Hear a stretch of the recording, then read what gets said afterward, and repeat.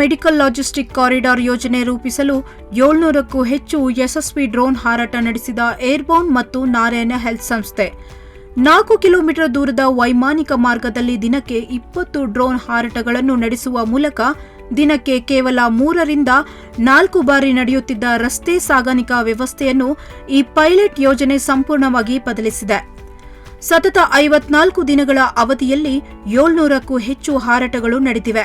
ಪ್ರತಿ ಹಾರಾಟದಲ್ಲಿ 40 ರೋಗ ನಿರ್ಣಯ ಮಾದರಿಗಳನ್ನು ಪ್ರಯೋಗಾಲಯಕ್ಕೆ ಕೊಂಡೊಯ್ಯಲಾಗಿದ್ದು ಯಾವುದೇ ವೈಫಲ್ಯವಿಲ್ಲದೆ ಕಾರ್ಯನಿರ್ವಹಿಸಲಾಗಿದೆ.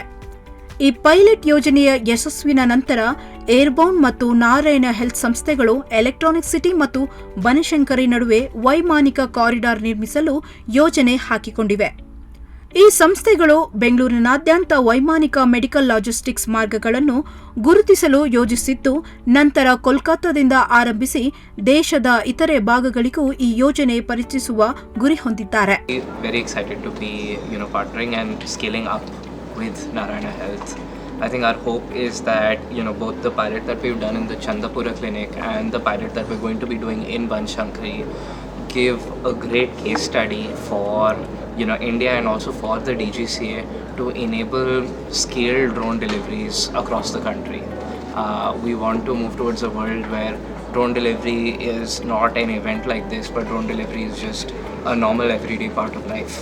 ಈ ಕುರಿತು ಮಾತನಾಡಿದ ನಾರಾಯಣ ಹೆಲ್ತ್ ಸಂಸ್ಥಾಪಕರು ಮತ್ತು ಅಧ್ಯಕ್ಷರಾದ ಡಾಕ್ಟರ್ ದೇವಿ ಪ್ರಸಾದ್ ಶೆಟ್ಟಿ ಅವರು, ತಂತ್ರಜ್ಞಾನವು ವೈದ್ಯಕೀಯ ವೆಚ್ಚವನ್ನು ಕಡಿಮೆ ಮಾಡುವ ವೇಗವರ್ಧಕ ಎಂಬುದನ್ನು ನಂಬುತ್ತಾ ನಾವು ನಮ್ಮ ವೈದ್ಯಕೀಯ ಡ್ರೋನ್ ವಿತರಣಾ ಸೇವೆಯ ಆರಂಭವನ್ನು ಹೆಮ್ಮೆಯಿಂದ ಘೋಷಿಸುತ್ತಿದ್ದೇವೆ.